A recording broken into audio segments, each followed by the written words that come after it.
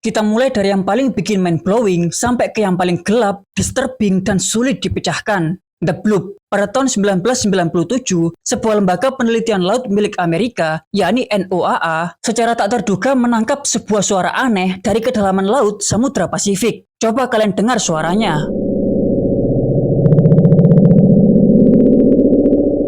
Suara aneh ini membuat para peneliti sangat kebingungan karena yang pertama, suara ini bukanlah buatan manusia, yang artinya suara ini bukan berasal dari kapal selam ataupun teknologi sonar, tapi berasal dari sesuatu yang lain dari dalam lautan. Lalu yang kedua, suara ini sangatlah keras, 3 kali lebih keras dari suara paus biru. Artinya, sumber suara The Bloop ini harusnya berukuran 3 kali lipat lebih besar dari paus biru. Mengingat bahwa 95% lautan masih belum diketahui isinya, orang-orang pun beranggapan bahwa suara ini berasal dari monster laut raksasa yang belum diidentifikasi. Sejak saat itulah, istilah monster The Bloop menjadi sangat populer, baik di internet, forum online, hingga diadaptasi dalam dunia game, dan sering digambarkan dengan bentuk seperti ini. Bahkan SCP Foundation mengusulkan SCP baru bernama SCP-169 atau biasa disebut Leviathan, karena menganggap bahwa Leviathanlah sumber asli dari suara The Bloop. Semua itu akhirnya terbantahkan pada tahun 2012 saat para ilmuwan dari NOAA berhasil menangkap suara yang sama ketika mereka meneliti lautan di sekitar Antartika. Suara yang selama ini mereka anggap berasal dari monster laut raksasa ternyata berasal dari fenomena yang bernama ice quake, yakni retakan gunung-gunung es di Antartika akibat pemanasan global.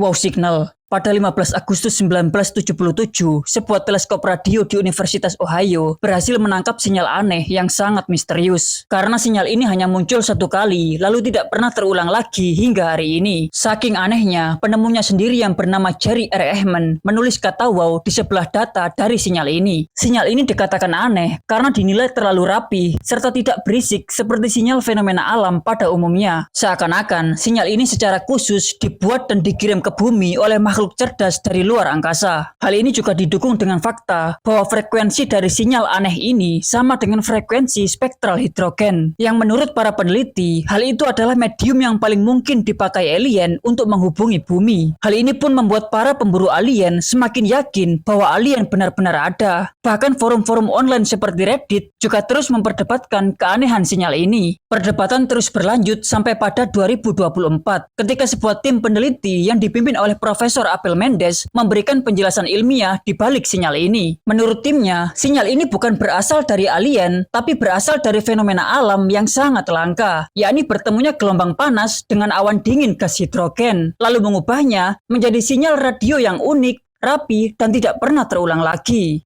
Kapal Mary Celeste. Misteri menyeramkan ini akhirnya terpecahkan setelah 150 tahun. Jadi pada 1872, sebuah kapal dagang bernama Mary Celeste yang memuat 1.700 barel alkohol pergi berlayar dari kota New York menuju Genoa. Kapal ini berisi 10 orang yang terdiri dari kapten bernama Benjamin Spooner Briggs, anak dan istrinya, serta 7 awak kapal. Awalnya, semuanya terlihat normal. Tapi anehnya, 1 bulan setelah berangkat, kapal Mary Celeste ditemukan dalam keadaan yang sangat janggal. Kapal ini ditemukan dalam keadaan kosong tanpa penumpang dan terombang-ambing di Laut Azores. Saat ditemukan, kondisi kapal masih sangat layak untuk berlayar dan tidak ditemukan tanda-tanda pertempuran atau penyerangan. Yang paling aneh, barang berharga milik penumpang dan muatan alkohol yang mereka bawa masih utuh di dalam kapal. Diduga, kapten dan seluruh awak kapal melarikan diri menggunakan sekoci. Masalahnya, kemanakah mereka pergi dan apa yang membuat mereka lari sampai barang berharga mereka tinggalkan di dalam kapal. Banyak yang percaya bahwa penumpang kapal mungkin telah dikutuk, diserang monster laut seperti kraken, atau hilang ke dunia lain melalui segitiga Bermuda. Semua itu akhirnya dipatahkan pada tahun 2006 saat ilmuwan forensik maritim bernama Dr. Andrea Sella berhasil memecahkan misteri ini menggunakan eksperimen kimia. Menurut beliau, 1.700 barel alkohol yang dimuat oleh kapal ternyata bukan alkohol biasa, melainkan alkohol industri, yakni jenis alkohol yang sangat mudah menguap. Selama berlayar, uap alkohol ini mulai menumpuk lalu menciptakan banyak ledakan kecil saat berinteraksi dengan oksigen. Ledakan ini memang tidak merusak kapal, tapi cukup membuat kapten dan awak kapal panik ketakutan. Mereka pun diduga kabur karena menganggap kapal ini akan meledak.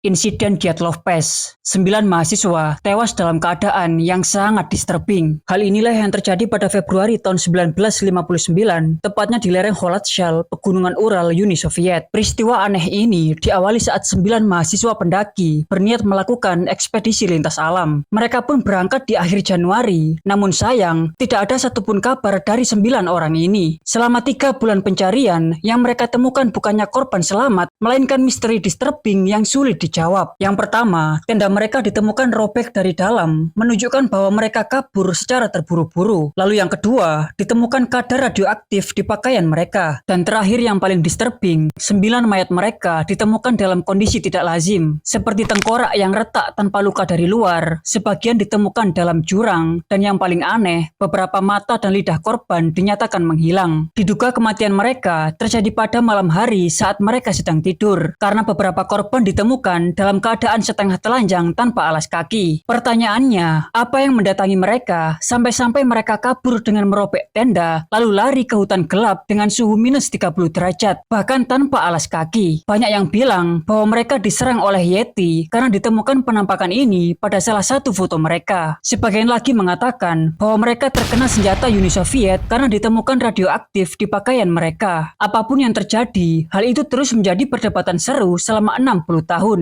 Sampai pada 2021, ketika engineer dari EPFL dan ETH Zurich memberikan modeling ilmiah di balik insiden ini. Menurut mereka, kejadian ini disebabkan oleh fenomena alam bernama slab avalanche, yakni sebuah longsor salju kecil yang terjadi hanya di sekitar tenda mereka. Longsor ini menindih mereka sehingga beberapa tengkorak ditemukan retak tanpa luka luar. Karena pintu keluar tertutup longsor, mereka pun merobek tenda dari dalam. Lalu akibat panik, gelap, dan suhu ekstrim, sebagian tewas karena hipotermia, bahkan ada yang jatuh ke jurang. Lalu lidah dan mata mereka hilang karena pembusukan. Dan foto penampakan ini bukanlah Yeti. Sedangkan radioaktif di pakaian korban disebabkan karena beberapa dari mereka adalah mahasiswa teknik nuklir. Kematian Elisa Lam. Misteri internet satu ini bisa dikatakan sangat creepy. Pada tahun 2013, seorang mahasiswa asal Kanada bernama Elisa Lam ditemukan tewas di dalam tangki air hotel setelah ia dikejar oleh sesuatu yang tidak terlihat. Jadi kronologinya, ia menginap di Hotel Cecil pada Januari 2013. Hotel Cecil sendiri adalah hotel dengan riwayat yang sangat kelam karena sering terjadi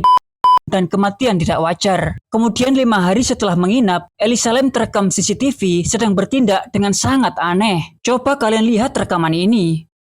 Di sana, Elisa Lam terlihat keluar masuk dari lift, menekan banyak tombol, berbicara dengan sosok tidak terlihat, dan seakan-akan ia dikejar oleh sesuatu. Setelah itu, ia menghilang. Elisa Lam tidak pernah ditemukan, bahkan kamar hotelnya rapi tanpa ada bekas penculikan. Sampai pada pertengahan Februari, ketika petugas perawatan membuka tangki air di atap hotel, ia pun menemukan mayat Elisa membusuk di sana. Pertanyaannya, apa yang terjadi? Dikejar siapakah dia? Dan bagaimana ia bisa sampai ke atap hotel? Banyak yang bilang bahwa ia tapi tidak ditemukan sama sekali tanda-tanda kekerasan. Ada juga yang bilang bahwa ia dirasuki atau dikejar oleh hantu. Hal ini berdasar pada rekaman CCTV yang menunjukkan bahwa ia bersembunyi dari sesuatu yang tidak terlihat. Semua itu terdengar masuk akal sampai riwayat kesehatan Elisa didapatkan. Di sana tertulis bahwa Elisa ternyata memiliki bipolar disorder, yang mana hal ini bisa memicu mania dan psikosis, yakni bertindak seperti dikejar oleh sesuatu padahal tidak ada apa-apa. Hal ini juga didukung oleh laporan otopsi bahwa ia ternyata meminum obat antipsikosis tapi dosisnya ia kurangi. Sehingga tidak aneh jika ia kambuh dan terlihat dikejar-kejar oleh sesuatu dalam rekaman ini.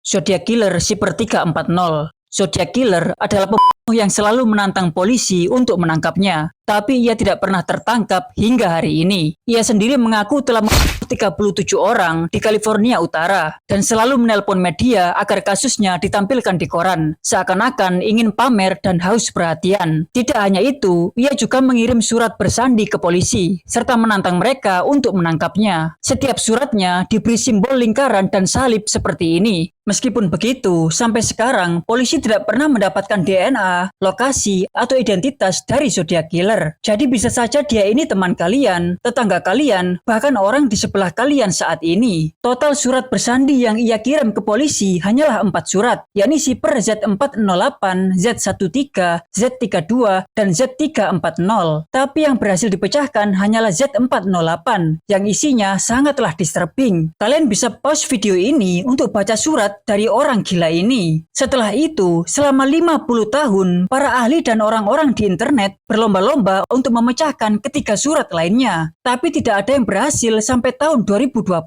Ketika David Oranchak, Sam Blake, dan Jarvan berhasil memecahkan isi surat Z340 dengan matematika dan program komputer. Isi dari surat Z340 ini juga tak kalah disturbing. Kalian bisa pause videonya untuk baca surat kedua ini. Meskipun begitu, sampai sekarang, 2 surat lainnya dan identitas asli dari Zodiac Killer tidak pernah terpecahkan.